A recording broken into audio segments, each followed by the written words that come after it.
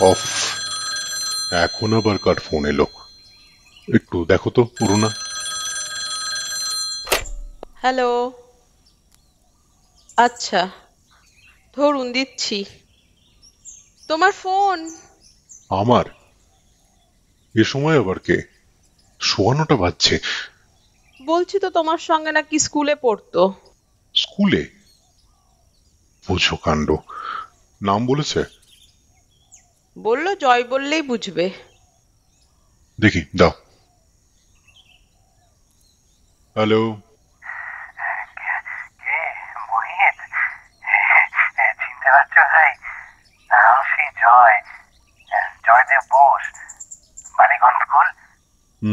গলা চেনা যায় না, তবে চেহারাটা মনে পড়ছে। কি ব্যাপার? তা তুমি তো এখন বড় অফিসার ভাই, নামটা যে মনে রেখেছো এটাই খুব। হ্যাঁ, ঠিক আছে, ওসব থাক। এখন ব্যাপার কি বলো? ইয়ে, একটু দরকার ছিল, একবার দেখা হয়? কবে? তুমি যখন বলবে, মানে যখন তোমার সময় হবে, মানে একটু তাড়াতাড়ি। বেশ, তাহলে আজই করো। আম, আমার ফিরতে ফিরতে 6টা হয়, তুমি 7টা নাগাদ আসতে পারবে? হ্যাঁ, নিশ্চয়ই পারবো। থ্যাংক ইউ ভাই। আচ্ছা, তো তখন কথা হবে।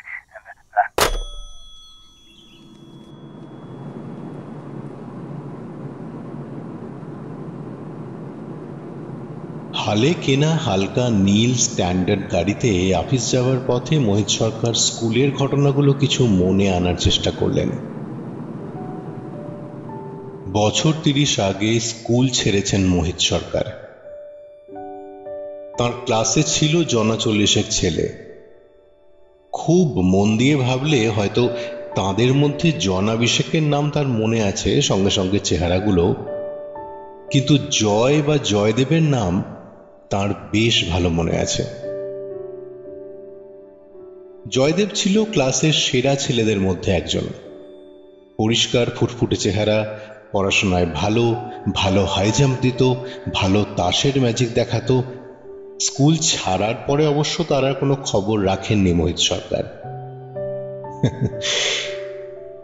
হেডমাস্টার গিরিন সুরের ঘোলাটে চাহনি থাকা সত্ত্বেও স্কুলের দিনগুলো কিন্তু ভারী আনন্দের ছিল। মোহিত নিজেও ভালো ছাত্র ছিলেন। এই জয়দেব, মোহিত আর শঙ্কর, এদের তিনজনের মধ্যেই রেশারেশিটা ছিল। ফার্স্ট, সেকেন্ড, থার্ড এই তিনজনে যেন পালা করে হতেন। ক্লাস 6 থেকে জয়দেব আর মোহিত একসঙ্গে পড়েছেন। অনেক সময় এক বেঞ্চিতেই দুজনে বসতেন, একদম পাশাপাশি। এমনকি ফুটবলেতেও দুজনের পাশাপাশি স্থান ছিল। মোহিত খেলতেন রাইট ইন আর জয়দেব রাইট আউট। তখন মোহিতের মনে হতো এই বন্ধুত্ব বুঝি চিরকালের। কিন্তু স্কুল ছাড়ার পরেই দুজনের রাস্তা একেবারে আলাদা হয়ে গেল। মোহিতের বাবা ছিলেন অবস্থাপন্ন লোক, কলকাতার নামকরা ব্যারিস্টার। স্কুল শেষ করে মোহিত ভালো কলেজে ঢুকে ভালো পাশ করে 2 বছরের মধ্যেই ভালো সদাগরে অফিসে চাকরি পেয়ে গেল। জয়দেব অবশ্য চলে গেল অন্য শহরে, কারণ তার বাবার ছিল বদলির চাকরি। আর তারপরই মোহিত দেখলেন যে তিনি আর জয়দেবের অভাব বোধ করছেন না। তার জায়গা নিয়ে নিয়েছে অনেক নতুন বন্ধু। আজ অবশ্য মোহিত তার অফিসের 4 জন মাথার একজন, এবং তার সবচেয়ে ঘনিষ্ঠ বন্ধু তাঁরই এক সহকর্মী। স্কুলের সহপাঠীদের মধ্যে একমাত্র প্রজ্ঞান সেনগুপ্তর সঙ্গেই তার মাঝে মাঝে ক্লাবে দেখা হয়। আর কারোর সঙ্গে তেমন যোগাযোগ নেই। অথচ জয়দেব, যার সঙ্গে 30 বছর দেখা হয়নি, কি আশ্চর্য, স্মৃতির কতটা জায়গা জুড়ে সে এখনো আছে। এটা ভাবতে ভাবতেই মোহিত বেশ অবাকই হলেন। মোহিতের অফিসটা সেন্ট্রাল এভিনিউতে। চৌরঙ্গি আর সুরেন ব্যানার্জির সংযোগস্থলের কাছাকাছি আসতেই গাড়ির ভিড়, মোটরের হর্ন আর বাসের ধোঁয়া মোহিত সরকারকে স্মৃতির জগৎ থেকে হুড়মুড়িয়ে বাস্তব জগতে এনে ফেলল। হাতের ঘড়ির দিকে চোখ পড়তেই মোহিত বুঝলেন যে তিনি আজ মিনিট 3 লেট হবেন।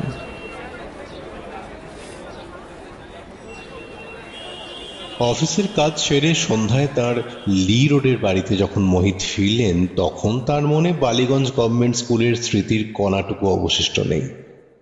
সত্যি বলতে কি, তিনি সকালের টেলিফোনের কথাটাও বেমালুম ভুলে গেছিলেন। সেটা মনে পড়ল যখন বেয়ারা বিপিন বৈঠকখানায় এসে তার হাতে রুল টানা খাতার পাতা ভাঁজ করা ছেঁড়া একটা চিরকুট দিল। তাতে ইংরেজিতে লেখা, Joydev Bose, as per appointment. ওহো, জয় এতকাল পরে আসছে, কিছু কেক মিষ্টি আনিয়ে রাখা উচিত ছিল। ওর নাকি বুদ্ধি করে কাজটা করেছে।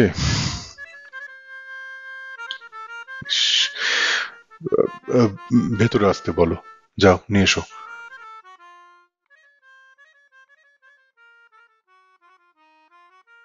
চিনতে পারছো?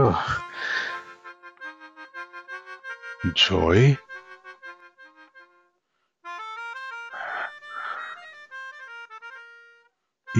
কি চেহারা হয়েছে?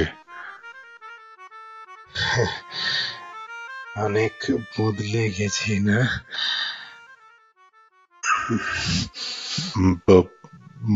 বসো।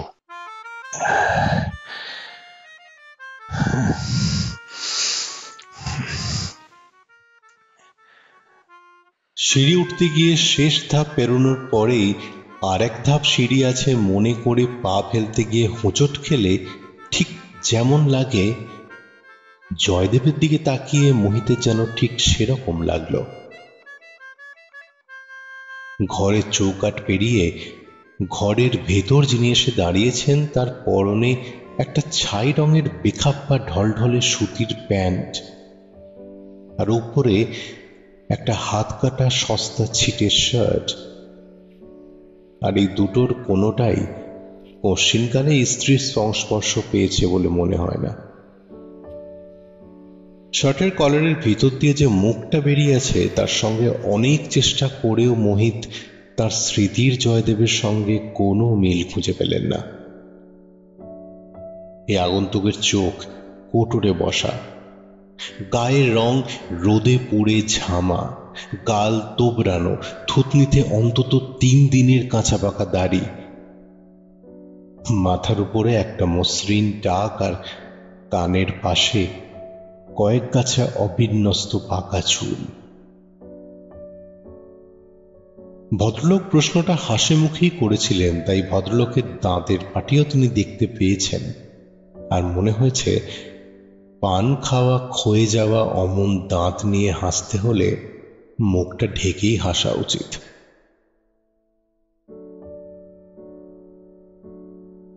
মোহিত উঠে দাঁড়িয়েছিলেন। সামনের সোফায় আগন্তুক বসার পর মোহিতও তার নিজের জায়গায় বসলেন।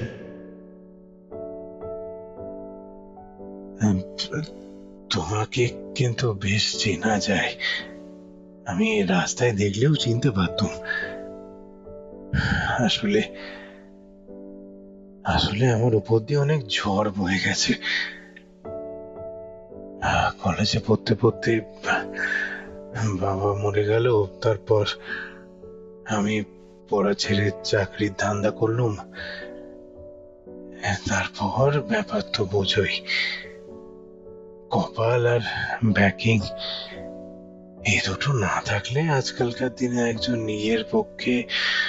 চা খাবে? হ্যাঁ, তা চা। বিপিন, চা নিয়ে এসো। মোহিতের নিজের ছাত্র জীবনের কয়েকটি ছবি তার অ্যালবামে রয়েছে। সে ছবিতে 14 বছরের মোহিতের সঙ্গে আজকের মোহিতের আদল বার করতে অসুবিধা হয় না, কিন্তু একে চেনা এত কঠিন হচ্ছে কেন? 30 বছরে একটা মানুষের এত পরিবর্তন হয়?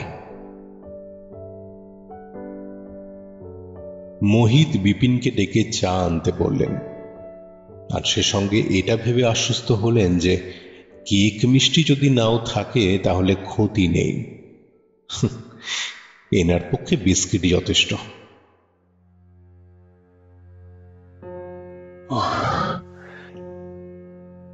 সারাটা দিন ধরে কত কথা ভেবেছি, সেসব পুরনো ছোটবেলার কথা।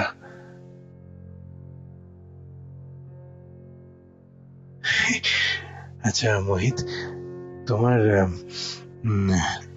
এলসিএম, জিসিএম এদের মনে আছে?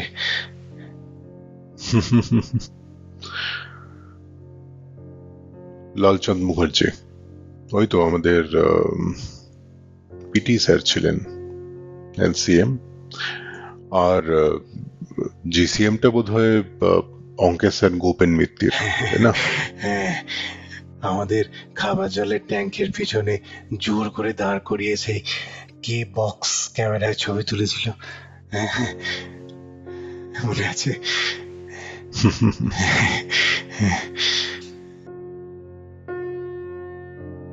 বাবা, তোমার এত কথা মনে আছে? কেন কেন মনে থাকবে না? এসব কি ভোলার জিনিস ভাই? স্কুল লাইফের 5টা বছরই তো আমাদের জীবনের বেস্ট টাইম ভাই। জানো ভাই, তেমন দিন আর আসবে না। আচ্ছা, তোমার তো প্রায় আমারই বয়স ছিল, তাই না? হ্যাঁ, তোমার চেয়ে 3 মাসের ছোট। তাহলে এমন বুড়োলে কি করে? আর চুলের এই দশাই বা হলো কি করে? কি আর বলি বলো, স্ট্রাগল ভাই, স্ট্রাগল। অবশ্য এই টাকটা আমাদের ফ্যামিলির অনেকেরই আছে। আমার বাপ ঠাকুরদা দুজনেরই ওই 35 বছর বয়সে টাক পড়ে যায়, আর আমার এই গাল ভেঙেছে হাড় ভাঙা খাটনির জন্য, আর প্রপার ডায়েটের অভাব। তোমাদের মতো টেবিল চেয়ারে বসে তো কাজ নয় ভাই। কারখানায় 7 বছর কাজ করেছি, তারপর মেডিকেল সেলসম্যান, ইন্স্যুরেন্সের দালালি, এ দালালি সে দালালি। এক কাজে টিকে থাকবো তেমন আর কপাল করিনি তো এই জন্মে। ওই কথায় আছে না, শরীরের নাম মহাশয়, যা সবে তাই সয়। এই কথার কথা নয়, আমাকে আমাকে যারা দেখেছে তারাই বুঝবে। এই খাবার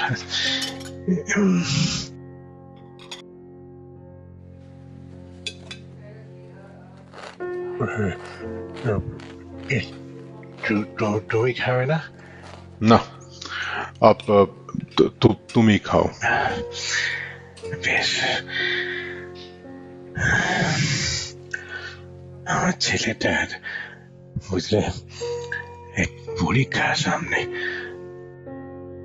অথচ এমন দশা যে বিয়ের টাকাটা কোত্থেকে পাবো। আর বলতে হবে না, মোহিত বুঝে নিয়েছেন। আগেই বোঝা উচিত ছিল এর আসার কারণটা। সাহায্য প্রার্থনা, আর্থিক সাহায্য। প্লেট থেকে দ্বিতীয় সিঙ্গারাটাও উঠে গেল।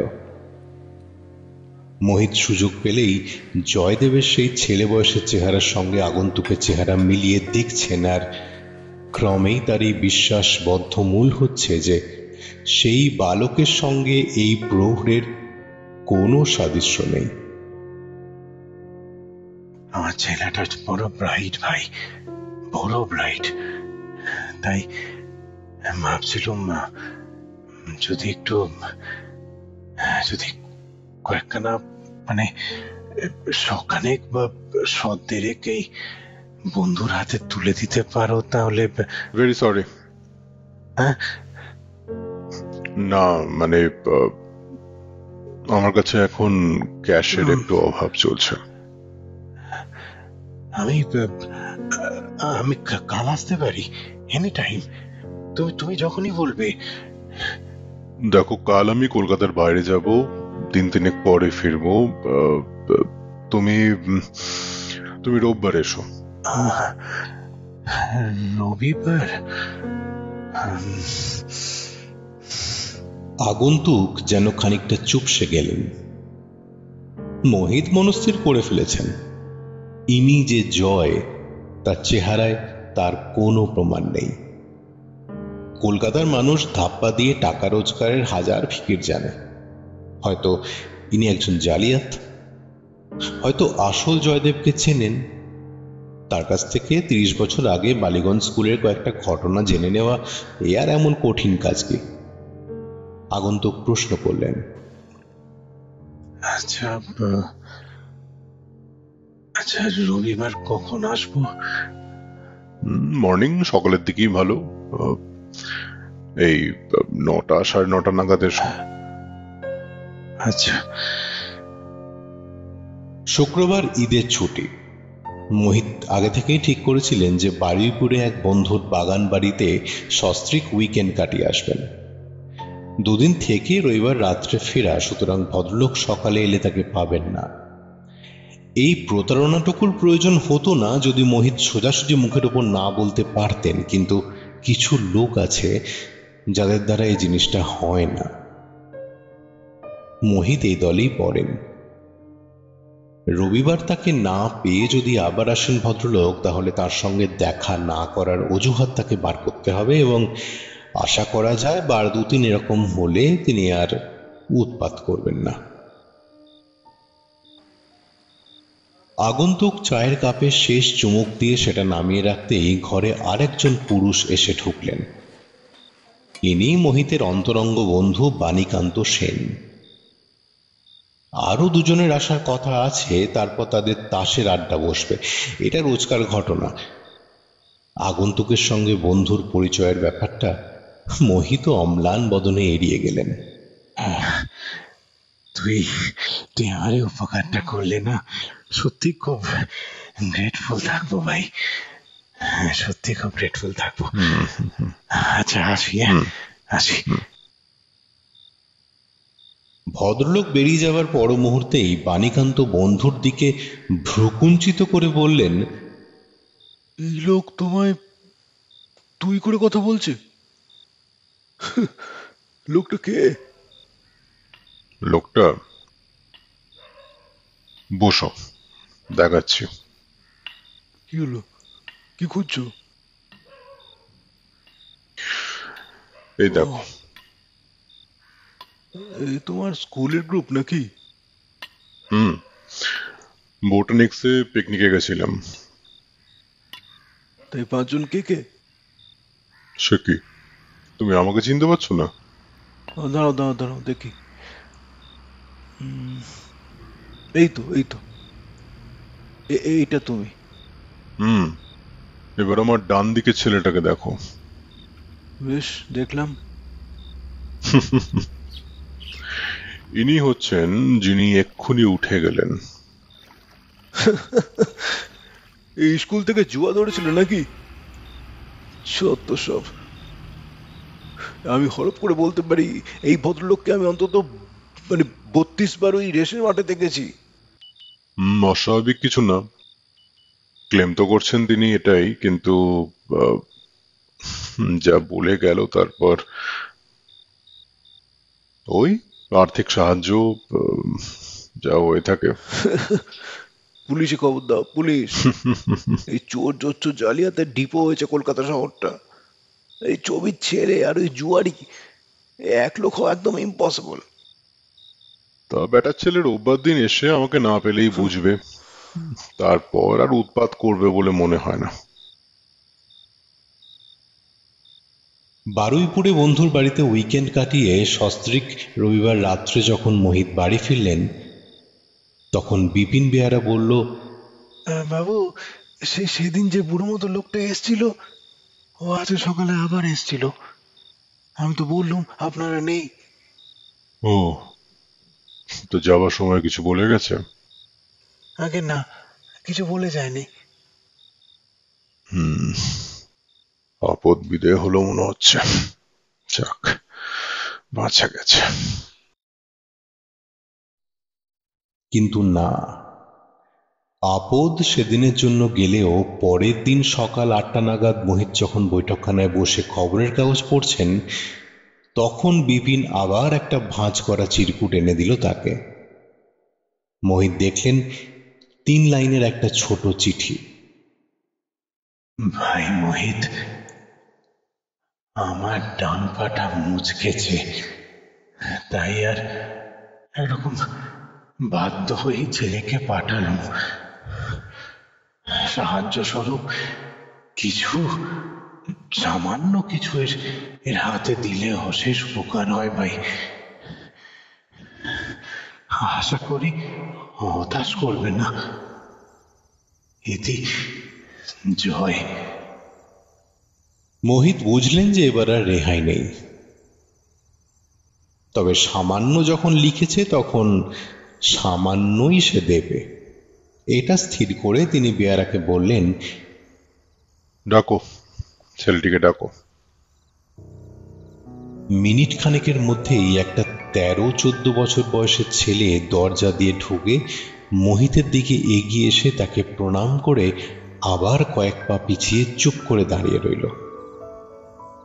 মোহিত তার দিকে মিনিট খানেক চেয়ে থাকলেন, তারপর বললেন, বসো। তুমি একটু বসো, বুঝেছ?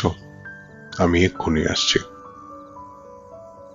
ছেলেটি একটু ইতস্তত ভাব করে একটা সোফার এক কোণে হাত দুটোকে কোলের ওপর জড়ো করে বসল।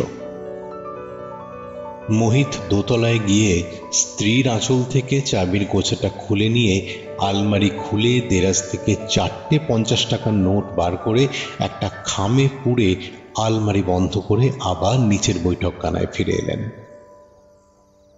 কি নাম তোমার? আগে শ্রী সঞ্জয় কুমার বোস। বেশ, আচ্ছা শোনো, এতে টাকা আছে, সাবধান নিতে পারবে? হ্যাঁ। কোথায় নেবে? বুক পকেটে।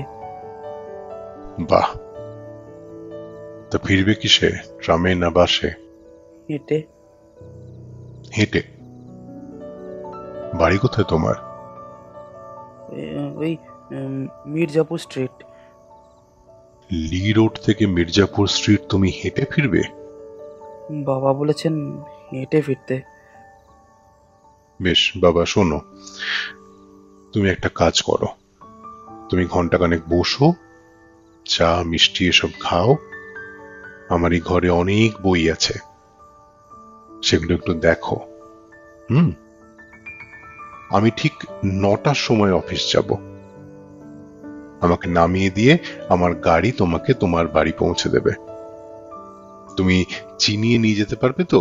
হ্যাঁ হ্যাঁ, পারবো। Good, very good. তাহলে বসো, আমি তৈরি হয়ে আসি। মোহিত বিপিনকে ডেকে ছেলেটির জন্য চা দিতে বলে আপিসে যাওয়ার জন্য তৈরি হতে দোতলায় রওনা হলেন। স্নানের ঘরে ঢুকে একটু হাসলেন, ভারী ভালো লাগছে তার, তিনি ভারী প্রসন্ন। জয়কে দেখে তিনি চিনতে না পারলেও তার ছেলে সঞ্জয়ের মধ্যে তিনি যেন তার 30 বছর আগের ক্লাস ফ্রেন্ডটিকে ফিরে পেয়েছেন।